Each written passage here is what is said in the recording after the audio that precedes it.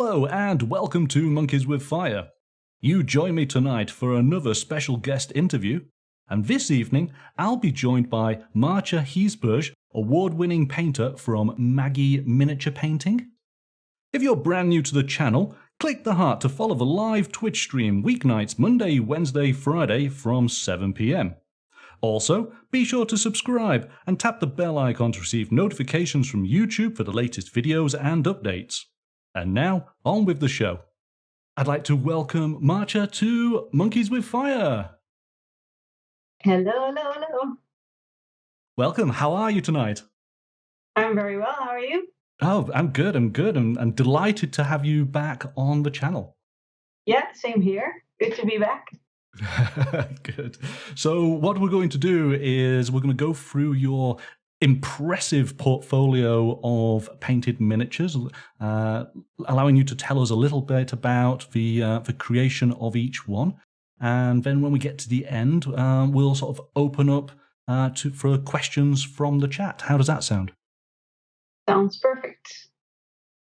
Okay then, so would you like to introduce this character?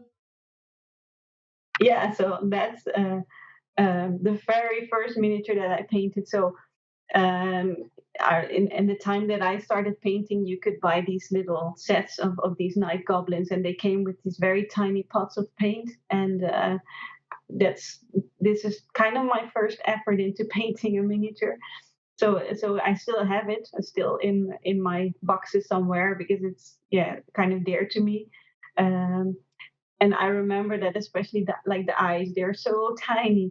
And I was like, how are people able to put in like irises and pupils and stuff like that? So that was really the start for me. And I guess at that time I also realized that the material basically means anything, because the paints that you got with the set were quite horrible, and I had these horrible brushes, so didn't really work out at all. But that's how it started. It's an important milestone, isn't it? Yeah, exactly. And it also kind of shows you like that everyone starts at more or less the same level, right? And you get better the more and more you paint. But I don't really see many people who paint perfectly on their first miniature. I think that's quite impossible. You have to get used to painting these small details, and the 3D painting is very different from painting a flat surface. So I think, I think it's good to know that we all start somewhere. Well, let's take a look at the next miniature then. Would you like to introduce her? Yeah, so that's a couple of years later. Actually, that was one of the first contests that I participated in online, which was a contest from Weird Miniatures. And I think it was called the Rotten Harvest painting contest. And that was actually my first first freehand painting on the little fan that she's holding. And I think for me it was mainly the milestone here that I was actually daring to take part in any contest. And I think she won something. I don't remember exactly, but so that was pretty awesome. And I think for me it really gave me the feeling like, okay, I guess I can do this. It's I can improve and get better and make things that I like. So so that was kind of the start for me to really get a bit more serious instead of just painting a little bit. So even at this sort of early stage, was you sort of considering and actively working on sort of more technical painting? So, transitioning and wet blending, was any of that part of your sort of painting toolbox? Yeah, I was trying to get the blends to be quite smooth, and the whole wet blending thing never caught me. I'm not able to do it still. I don't know. It's a mystery to me. I don't know how to do it. So I use mainly layering and feathering techniques. So that's just basically building up the layers on top of each other with transparent paints. But at this stage, I was really trying to get those blends smoother and smoother. And I guess you can see the difference between the goblin, where you can still see know exactly where all the transitions are. And here it's sort of getting smoother and smoother with each miniature, let's say. Okay, well let's take a look at the next character then. So who is he? Yeah, so this actually is a miniature that I painted it as part of a contest over at the WAMP forum. What was really cool for me is that the sculptor of this miniature, Trey Manor for Redbox Games, he was so excited about the paint job that he put it on his website as a box art. So it was like my first box art thingy. So I was super proud of that. Okay, who is this? So that's the character that I painted for actually my first like physical contest. So the first contest outside of online contest, and it's a character from Warhammer. That was for the Lowlands competition that we had back then, which was a competition for the whole Netherlands and Belgium and Luxembourg, I think. Yeah, I went there. I had no expectations whatsoever, and then I won with this guy, and it was pretty amazing. I didn't really expect that, and I was looking up to these English and French painters, and I thought, well, this is not the same, but let's just give it a go. And then it won, so I was pretty excited. Yeah, the change of scenery, meeting a lot of new people, and yeah, for me it was really a step up in the painting. Okay, who's this? Right. So this was painted actually after my big break. So I had about 1 year where I didn't paint, and I got to the scale model challenge that year, and I felt horrible because I didn't paint anything. And that was a time I was doing some demos. Or painting there, I don't remember. And I was visited by Werner Klokke, who is the sculptor for Freebooter, and he also did a lot of things for Reaper. And he really liked he liked what I painted, so the miniatures that I brought, and he asked me if I wanted to do some box arts for Freebooter. And this is one of those. So it's actually my first commissioned, box art. So it's not a very exciting, very special figure, but to me it was kind of a new beginning. Again, another major milestone. Yeah, and it also got me back into painting because I really was in this slump and I didn't paint at all. And because I got those commissions, I kind of had to, and it did bring me back into this whole painting thing. So that was cool. Now, this actually seems quite similar in sort of style. Yeah, so that's kind of the partner of the other lady. So and I think here right now in what you're starting to see in these figures is that my non-metallic metals are starting to become a bit more pronounced. Um, and I think, yeah, for me those are my two things, right? It's non-metallic metal and freehands. So I'm starting to really show those in my figures, and I guess this is one of the first figures where the non-metallic metal is actually more prominent than the rest of the figure. Yes, we went from a very sort of grey, muted character, and now we're upping the value and the saturations here, aren't we? Yeah, this is where things are starting to get colorful. And actually painted this figure as part of a series of step-by-steps that I made for my website. What you notice is that I wrote down exactly which colors I used, and people were telling me I did exactly what you did, but mine looks completely different. And yeah, of course, you cannot just copy recipes and expect exactly the same outcome. You will have different styles and different ways of putting down the colors. So yeah, it kind of taught me a lot to make this series, but a lot of work. For somebody who said at the beginning of this interview, I don't particularly like doing bases, can you explain this one to me, please? Yeah, so this is my the period where I really discovered this, like the freehand painting to a different extent. I had just been to a workshop from Stefan Rath, who is an amazing painter. He does incredible freehand stuff, and he also gave a freehand workshop, and that really.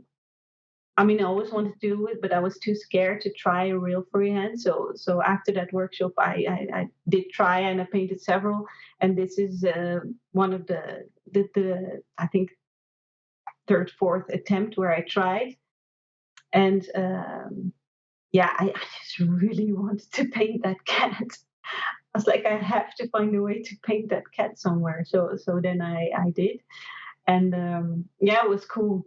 I had so much fun. I had a lot of pain in my neck painting those, but yeah, it was really nice to do. And I still sometimes when I look at them, I still don't believe because they are so tiny that it's. I even find it hard to believe that you can paint that tiny. But somehow, when you're really focused and working on it, it's like it's blowing itself up and it becomes easier. So is this a 28mm figure? I mean, yeah. So the height of the cat frame, I think it's about like the interior, it's about 0.8 centimeters, I think. wow. So yeah, it's very tiny. Oh, and in fact, here we go. We have a zoomed in picture of Alice here.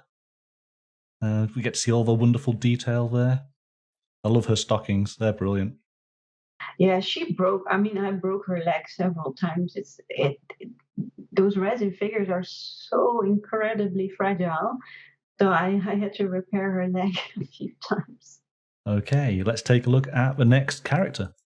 In fact, actually, a couple of characters. That was also another box art that I did a couple of years ago, and I really liked these figures a lot. And actually, I came in contact with the X Faction at that time because I saw one of these figures online and I really wanted to order it. And yeah, they really liked my stuff, so they said, "Do you want to paint for us?" So I did.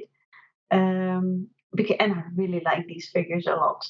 Um, I, I think, I mean, they are also very tiny, but they had a lot of cool details and a lot of non-metallic that I could play with. So yeah, I guess this was another step in yeah, doing something a little bit more contrasty, a little bit more really getting into my focus, which is really like the feminine painting, because it's just what I like to do best. So, who is this? This was actually also painted after I had a bit of a break because I was also not. I was really in this stage where I was really getting worked up about not getting things done perfectly and getting it done the way I wanted to. And this figure kind of helped me because no one had painted it at that time. So I didn't have any reference. I could just do my own thing, and that really worked. Yeah, so this is part of the Twisted Games series. And actually, so this was sculpted by Sebastian Archer. He's one of my favorite sculptors all time. He also sculpted Alice. At this stage, I was starting to use more the stippling technique, where you instead of making like stripes and you use a lot of layering, I try to make layers more with also stippling, where the blends become a little bit easier, and because your paint is pretty translucent, you don't see the like the tiny dots that you're making, but it helps a lot and it makes the blending a lot easier and actually a lot faster. So I guess this is one of the first figures where I really started to get into this more stippling technique. Wow. Okay. Tell us all about this character. Yeah, so actually this is one of the most, I think, down points of my whole painting. So I've been taking part in the skill model challenge for several years when I painted this. And usually I think I I would typically win silver, always, like always being silver, never winning anything, and never winning gold. So I was really like, oh, damn, what do I have to do to win gold? What do I have to do? And then, well, what do you see? You see other people painting banners. So I thought I have to paint a banner because banners win prizes, right? And I, yeah, I think I stepped out of my comfort zone. I think I did something that doesn't work, and it really fell flat in the end. I mean, I still do like the banner, but together with the figure, it doesn't make any sense. And it really was a failed attempt. Um, and in the end, it kind of taught me a lot, which mostly is that I shouldn't do something because other people do it, or because it's popular, or because you think other people want you to make something. I should have just, followed my own path in this, and in the end, I corrected the figure, and it works much better. But there was a good lesson for me, and I didn't win anything, and completely was devastated at that time. But I completely understand in hindsight. It didn't work, and here I changed the banner to a sword, which is incredibly much simpler, but it just works much better with the figure. So we've been looking at the front of this miniature, but not until now have opportunity to marvel at the reverse and look at all of that freehand. Yeah, so this was the very first time that I tried something like this, and I'm still happy with how it looks. I think it looks quite well, and that was something scary for me to do, and but in the end, it paid off, and I think because of the banner taking all this attention, this kind of got lost. Um, but yeah, this was the start of my freehand addiction, let's say. Again, I bring you back to the statement at the beginning of the show where you said, "I don't like making bases. Please explain this one." Yeah, so this is actually, I had this in my mind for many years, and I never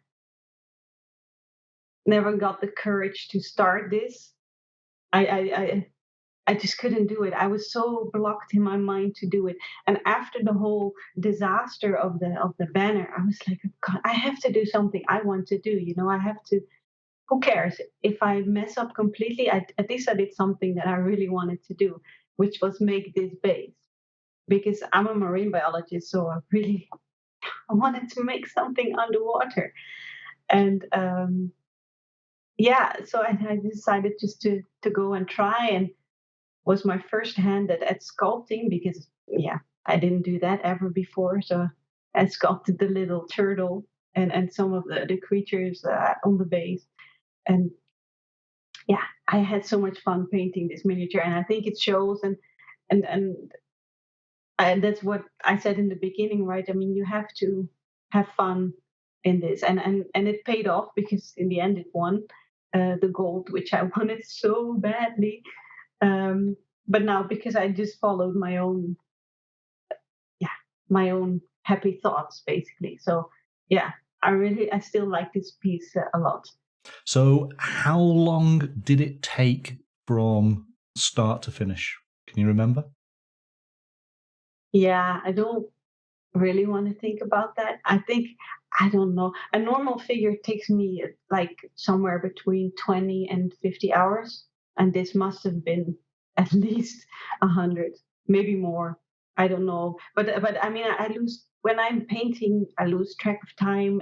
And of course, I mean, this also has a lot of freehand. So that also takes a massive amount of time. And then also the thinking and the planning. And yeah, well, it took a whole year. So it's a long time. And is this all done with a typical brush? There's no airbrushing or anything like that involved? No, at that time I didn't even own an airbrush yet. So that was all painted by hand. Yeah. Wow. Painstaking. But it's so beautiful. I think we will have some close-up shots to marvel at. So we can see the turtle there, which is just so well. It's awesome. Yeah.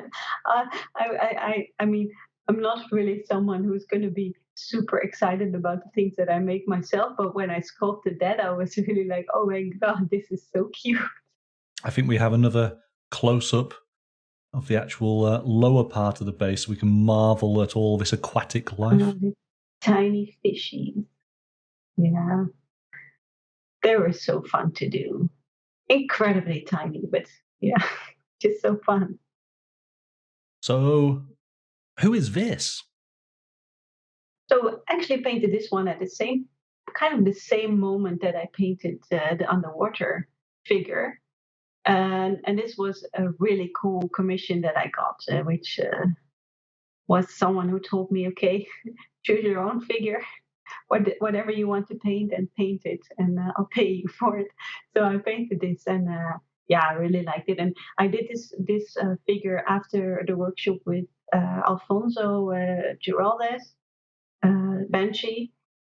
Which was about non-metallic metal. And so I think at this point, my non-metallic metal was also really, improving massively, and really getting these very stark contrasts in there. So and a lot of color in the non-metallic metal. So yeah, that was pretty cool. So I mean, it's like the base in this one is relatively simple, of course, compared to the other one. But in terms of painting, I think you're really starting to see, yeah, where I'm at this point. Definitely, you have your style, don't you? I think your style is pretty much locked in by the time this miniature comes along. I think so too. Yeah, this is really where I'm finding my own signature, and really finding my own thing that I like to do, instead of copying other people, instead of trying to be something that I'm not, and trying to mimic what I think people want to see. I'm really trying to do my own thing, and that's really starting to appear in these pieces. And so again, we'll take a look at the reverse shot here. We've got this wonderful purple, sort of very royal sort of looking cloak. I imagine her maybe part of the Royal Guard or something like that. But again, some wonderful free hand down at the bottom there. Yeah. So that was when I did like the Games Workshop thing. This was kind of what I was going for, and I couldn't do it at that time because I didn't have the feeling for the brush yet. But here I'm starting to get a bit more stronger in doing the freehands, and so the patterns become a little bit more intricate, and it just becomes tighter, and yeah, and I like that so much. Doing this stuff. So yeah, I keep doing that. It's what I like. Yeah. There's a lot of color in this one. Right. Yeah. So, and that's actually the first, I think, weird mini that I painted. And this was it was a commission. I wouldn't normally have painted this figure myself, but I think what is important about this one is that I really was using different colors. I tend to go for the blues and the purples, not so much the red. And this one was, in that sense, quite out of my comfort zone. But I did really like painting her, and it was a small project, which took a bit more time than I anticipated. But yeah, it was nice to paint. Who is this? Yeah, then? we get back to the patterns. So this one is from Kingdom Death. Um, and Kingdom Death is one of my favorite companies. Yeah, I'm a bit of a fangirl when it comes to Kingdom Death. So so I like to paint their minis, and this one, when I saw it, I knew I had to make this pattern because yeah, it's a samurai, and this is a Japanese pattern that I created, and yeah, it's insanity a little bit too. It takes a lot of work, but I really liked it, and I think, I mean, in that sense, the color scheme is quite copied from the original box art, but I still try to do my own thing with the pattern in it. So yeah, that was fun. It was a fun character to make. And I mean, at this point, I'm back into my silver game, where I keep winning silvers every year. Yeah, trying to do a little bit of like source lighting here. It's not my forte. Yeah, it's something I struggle with. So maybe one day I'll do more. So here we go. So now we get to see the full image, and oh my goodness, yes. Oh yeah. There are the coins. Oh, that is beautiful. Yeah, so I tried to make this little Japanese garden thing. Which is, I mean, I tried the water thing before, but it typically failed, and this time it went well, and I tried a little bit more, and I got some help from Joshua Lay, who is of course the god when it comes to these water bases. So I was pretty happy with this whole scene, and I think it fits. I mean, the base is there, but it's not overtaking the color. So yeah, I think it kind of works. Now, I think, are we kind of getting a bit closer to current time with this miniature? Actually, when we had our interview last year, I was working on this one. I feel so, yes. So I painted this for last year around this time. Oh, a little bit earlier. I finished it around Skill Model Challenge, I think. And I had this idea of going mental with colors and patterns, because I don't know, the mini just felt perfect for that. And yeah, so again, the Kingdom Death, because yeah, I like them a lot. And I was reading Wheel of Time series at that time, or listening to it while I was painting, and I really got inspired to do this figure because of that. And yeah, just having fun with the freehands, and it's a bit over the top, which was exactly what I was going for. So I think in that sense it did work. Yeah. I mean, it's absolutely stunning. It really is. There is so much detail to sort of look at in this miniature. I love the sculpt and I love the figure, but it was horrible to put together. So I had to paint almost all pieces separately, like the legs, I painted them separately. All the capes, I had to paint them separately, and then attach it after painting, correcting it again. So it was a bit of a struggle, but yeah, in the end, I think it was worth it. Just a wonderful amount of freehanding here. As if the purple dress wasn't enough, let's do the yellow and red cape as well. Yeah, because I mean, why not, right? So I really, like I said, I really wanted to go crazy here in this one, because I mean, come on, you have to be. This figure is quite crazy in itself. I mean, the way it's standing with all those different capes, not practical at all. And I just wanted to go a bit overboard. And yeah, I think I kind of succeeded. And I know that not everyone likes this bold, these very bold colors and like over the top freehand, but I kind of do. So yeah, who cares, right? Yeah, absolutely. I think it's beautiful. However, though, the chat are maybe suggesting that are these water decals and that you've been cheating actually all this time? Of course. I wish that would save me a lot of time, but it also would save me a lot of fun. And no, it's painted, but it takes a lot of time. Yeah, absolutely. I think this might be the most recent. Yeah, so I painted 2 girls this year, which is quite a lot for me. I mean, I paint 1 to 2 every year, but actually started this one much earlier. So I think I started this one already more than a year ago, 1.5 years ago. But this is one of the moments when the base really blocked me. I knew what I wanted to make, but I didn't really know how. So I couldn't get on with finishing this figure. And at one point, I had this idea of making it like this, and then I went for it. And in the end, I think it turned out quite nice. But it was a struggle again. So like I said, those bases don't really come too natural for me. Absolutely stunning, but yeah, as Augie's commenting on not a lot of fabric to freehand on this one. No, that's right. And actually, was thinking about doing like tattoos on her, but then I then it was for me. I was starting to get to this point. Okay, that's too much. So even I have a like some kind of border that I really had to take it back. And I thought the tattoos would make it wouldn't work because now the skin is like super smooth and it works like that. Uh, so I decided to go without freehand for this one. Yeah, crazy, right? Yeah. So I think like what you're seeing with these my later works is that I'm trying to get this non-metallic metal again a little step further.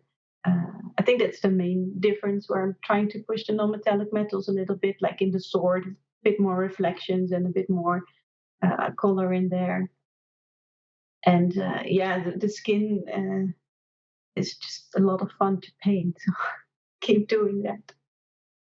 Who's this then?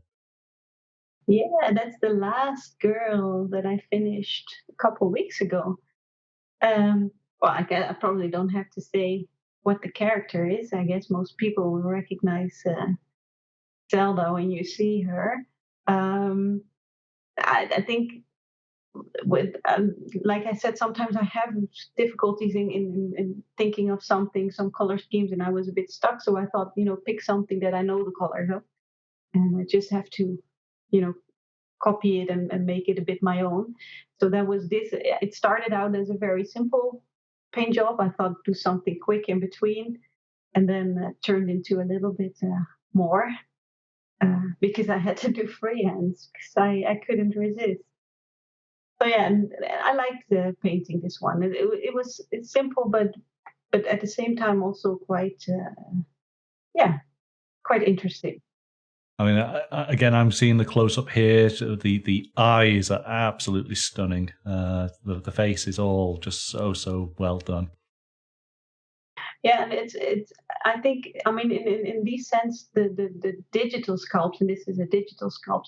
The faces tend to be a little bit smoother and a little bit yeah, a bit smoother, more symmetrical. So they're a little bit easier to paint than the hand sculpted figures. At least I find so making them smoother is easier. And I guess in this sense, especially for this character, of course, you're going for this quite like almost ethereal kind of look. So in that sense, really the digital sculpts really help.